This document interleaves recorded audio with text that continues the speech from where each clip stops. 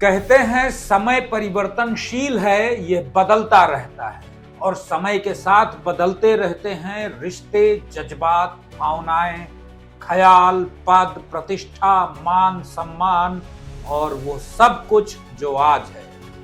यही हुआ बिहार के साथ। कभी चाणक्य और चंद्रगुप्त का बिहार, जो पूरे मध्य और दक्षिण एशिया का सेंटर ऑफ कमांड था, समय की धारा में बदलता चला गया। मुगल आए, फिर अंग्रेज आए, बिहार जाने कितनी बार टूटा बिखरा, लेकिन हर बार उठकर खड़ा हुआ। अंग्रेजों के जाने के बाद बिहार को श्री कृष्ण सिंह जैसा दिग्गज मुख्यमंत्री मिला, जिसने बिहार को दोबारा से खड़ा करने में अपनी पूरी ताकत झोंक दी और 1947 से 1961 तक अपने शासनकाल में बिहार को वो सब कुछ दिया जिससे वो पूरी दुनिया से आंखें मिलाकर बात कर सके। बिहार खड़ा हुआ एक बार फिर से अंग्रेजों के 200 साल की लूट के बाद, लेकिन फिर 1961 में श्री कृष्ण सिंह के जाने के बाद बिहार फिर टूटा। 1961 से 1990 तकरीबन 30 साल बिहार की सत्ता पर कोई भी नेता अपना शासन पूरा नहीं कर पाया। नेता आते रहे और जाते रहे और फिर आया साल 1990। बिहार ने सामाजिक न्याय का सहारा लिया। लोगों को लगा बिहार अब फिर से खड़ा होगा, लेकिन हुआ उसके बिल्कुल उलट। सामाजिक न्याय का सहारा कब जंगल राज में बदल गया, किसी को कुछ पता ही नहीं चला।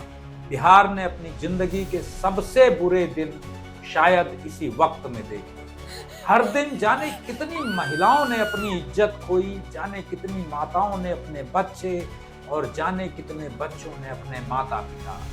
बिहार हर दिन लूटा, हर दिन टूटा, लेकिन टूट कर बिखर जाने के बाद खड़े होने की इस राज्य की अपनी पुरानी रीत रही है। बिहार फिर से खड़ा हुआ और इस बार नारा था विकास के साथ सामाजिक न्याय और साल था 2005।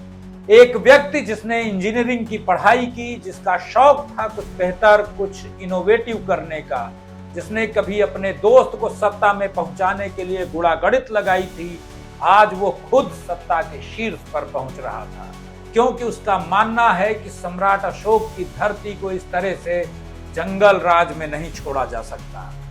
आज की कहानी में हम बात करेंगे बिहार के वर्तमान मुख्यमंत्री नीतीश कुमार की।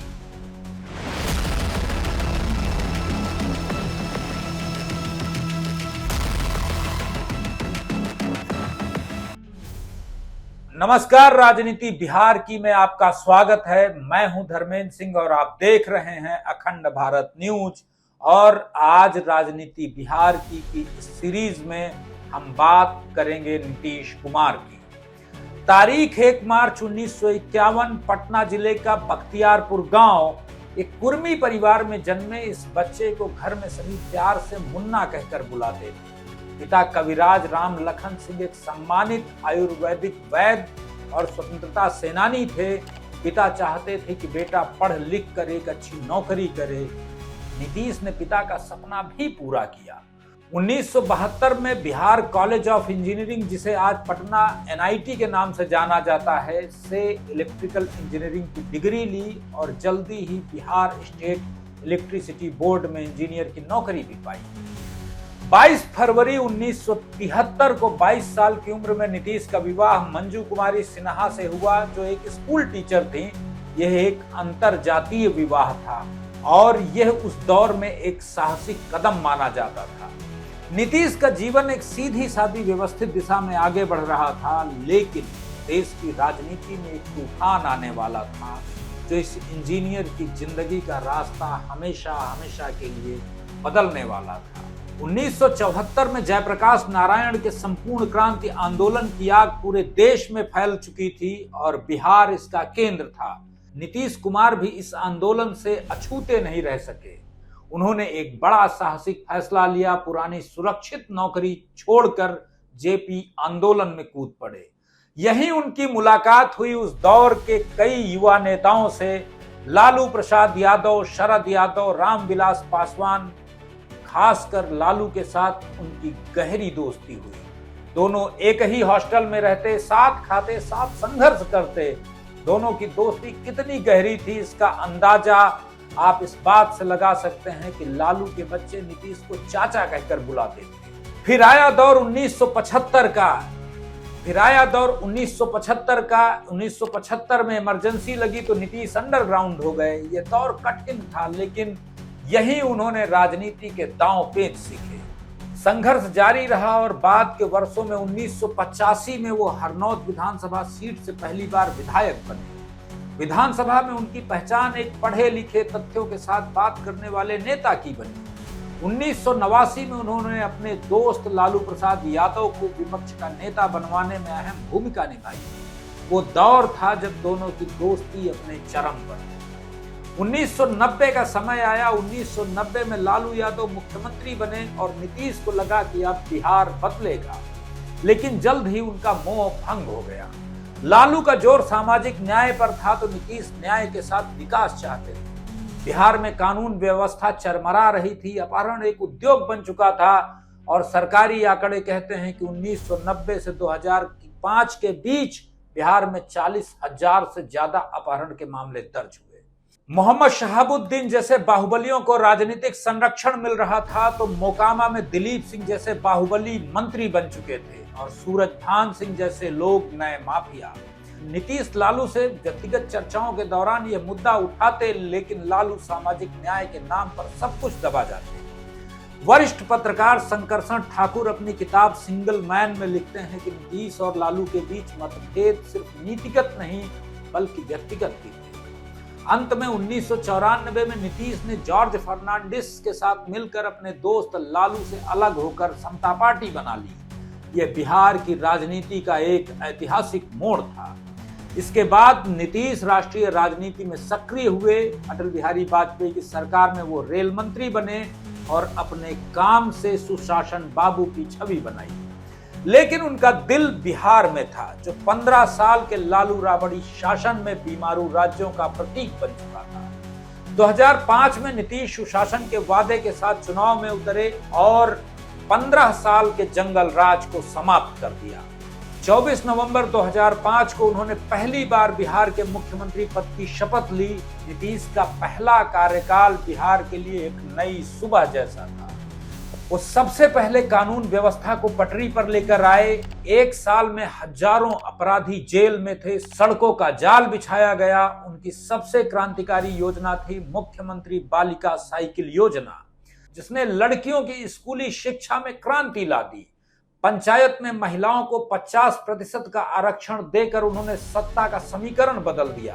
बिहार की जीडीपी ग्रोथ रेट दहाई के अंकों में पहुंच गई, लेकिन इन दावों की जमीनी हकीकत क्या है, इस पर उनके आलोचक गंभीर सवाल खड़ा करते हैं। पहला सवाल शिक्षा व्यवस्था पर। साइकिल योजना से स्कूलों में नामांकन तो बढ़ा, लेकिन शिक्षा की गुणवत्ता नहीं सुधरी। ACER की रिपोर्ट लगातार दिखाती रही है कि बिहार के सरकारी स्कूलों में बच्चों का सीखने का स्तर राष्ट्रीय औसत से काफी नीचे है। दूसरा सवाल स्वास्थ्य व्यवस्था पर। नीति आयोग की स्वास्थ्य सूचकांक रिपोर्ट में बिहार लगातार देश के सबसे निचले पायदान पर रहता है। डॉक्टरों की कमी और खराब इंफ्रास्ट्रक्चर आज भी बिहार की स्वास्थ्य व्यवस्था का कड़वा सच है। तीसरा और सबसे बड़ा सवाल रोजगार और पलायन पर। आलोचक कहते हैं कि नीतीश कुमार बिहार में उद्योग धंधे स्थापित करने में पूरी तरह से नाकाम रहे। उनके 20 साल के शासन के बाद भी बिहार के लाखों युवा हर साल रोजगार के लिए दूसरे राज्यों में पलायन करने को मजबूर हैं। और चौथा सवाल शराबबंदी पर। अप्रैल 2016 में लागू की गई शराबबंदी को नीतीश अपनी सबसे बड़ी सामाजिक उपलब्धि बताते हैं, लेकिन आलोचकों का कहना है कि इसने बिहार में एक समानांतर अवैध अर्थव्यवस्था को जन्म दे दिया, जिससे जहरीली शराब से सैकड़ों मौतें हुई। 2010 में 206 सीटें जीतकर नीतीश अपने शिखर पर थे, लेकिन राष्ट्रीय राजनीति में नरेंद्र मोदी का उदय हो रहा था। जून 2013 में जैसे ही बीजेपी ने मोदी को प्रधानमंत्री पद का उम्मीदवार बनाया, नीतीश ने सैद्धांतिक कारणों का हवाला देते हुए 17 साल पुराना गठबंधन तोड़ दिया। यह उनका पहला पलटासन था। 2014 में लोकसभा चुनाव हुए, जेडीयू सिर्फ बिहार में 2 सीटों पर सिमट गई।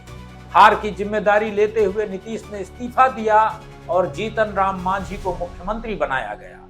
लेकिन यह महादलित कार्ड उल्टा पड़ गया और कुछ ही महीनों के राजनीतिक ड्रामे के बाद फरवरी 2015 में नीतीश ने मांझी को हटाकर फिर से सत्ता संभाली। मोदी को रोकने के लिए नीतीश ने अपने सबसे बड़े राजनीतिक दुश्मन लालू यादव से हाथ मिला लिया। 2015 में महागठबंधन ने प्रचंड जीत हासिल की, लेकिन ये बेमेल शादी ज्यादा दिन नहीं चली। जब भ्रष्टाचार के मामलों में तेजस्वी यादव का नाम आया तो नीतीश ने अपनी जीरो टॉलरेंस की छवि का हवाला देते हुए 26 जुलाई 2017 की शाम उन्होंने इस्तीफा दिया और 24 घंटे के अंदर ही बीजेपी के समर्थन से फिर वो मुख्यमंत्री बन गए। ये उनका दूसरा और सबसे चर्चित पलटासन था, जिसने उन्हें पलटू राम का नाम दिया। 2020 के चुनाव में जेडीयू छोटे भाई की भूमिका में आ गई। नीतीश मुख्यमंत्री तो बने लेकिन असहज थे। अगस्त 2022 में उन्होंने फिर पाला बदला और आरजेडी के साथ मिलकर 8वीं बार मुख्यमंत्री पद की शपथ ली, लेकिन यह सरकार भी नहीं चली। लोकसभा चुनाव से ठीक पहले 28 जनवरी 2024 को नीतीश ने एक बार फिर आरजेडी को छोड़ा और एनडीए में लौट आए। उन्होंने 9वीं बार मुख्यमंत्री पद की शपथ लेकर एक ऐसा रिकॉर्ड बनाया जो शायद ही कभी टूटे। यह है नीतीश कुमार की कहानी, एक ऐसा नेता जो 2 नावों पर एक साथ सवारी करने में माहिर है। उनके समर्थक कहते हैं कि उन्होंने बिहार के विकास के लिए फैसले किए और उनका तर्क है कि अगर वो ऐसा नहीं करते तो बिहार में फिर से जंगल राज लौट आता या विकास रुक जाता। वो इसे राजनीतिक मजबूरी नहीं, राजनीतिक बुद्धिमत्ता कहते हैं। वहीं उनके आलोचक कहते हैं ये सब कुछ सिर्फ और सिर्फ एक कुर्सी के लिए किया गया है। उनकी आलोचना के मुख्य 3 आधार हैं। पहला, राजनीतिक अविश्वसनीयता। बार बार पाला बदलने से उन्होंने बिहार की जनता के जनादेश का अपमान किया है और अपनी राजनीतिक विश्वसनीयता को खो दिया है। दूसरा, विकास का अधूरा मॉडल। उन्होंने सड़क, बिजली, पानी जैसी बेसिक इंफ्रास्ट्रक्चर पर तो काम किया, लेकिन शिक्षा, स्वास्थ्य और रोजगार जैसे मानवीय विकास के मानकों पर बिहार आज भी पिछड़ा हुआ है। उनका विकास मॉडल बिहार से पलायन रोकने में पूरी तरह से नाकाम रहा। और तीसरा, अहंकार और सलाहकारों पर निर्भरता। नीतीश कुमार के आलोचक अब अक्सर कहते हैं कि नीतीश कुमार अब जमीन से कट चुके हैं और कुछ चुनिंदा सलाहकारों यानी ब्यूरोक्रेट से घिरे रहते हैं। वो किसी की नहीं सुनते और उनका व्यवहार अब अहंकारी हो गया है, जो उनकी शुरुआती छवि से बिल्कुल विपरीत है। सच की बात करें तो सच शायद इन दोनों के बीच में कहीं है। नीतीश कुमार एक कुशल प्रशासक हैं, इसमें कोई दो राय नहीं, लेकिन वो एक अवसरवादी राजनेता भी हैं, यह भी उतना ही सच है। उन्होंने बिहार की राजनीति को उस मोड़ पर लाकर खड़ा कर दिया है जहां नीतीश के बिना कोई सरकार नहीं वाला समीकरण बन गया। उनकी विरासत क्या होगी, एक विकास पुरुष की या एक ऐसे नेता की जिसने सिद्धांतों को सत्ता के लिए बार बार बदला, इसका फैसला शायद इतिहास करेगा। नीतीश कुमार की इस लंबी और जटिल यात्रा पर आपकी क्या राय है? क्या आप उनके फैसलों को बिहार के हित में मानते हैं या फिर सिर्फ सत्ता का खेल? अपनी राय नीचे कमेंट में पूरी बेबाकी से रखें और देखते रहिए अखंड भारत न्यूज।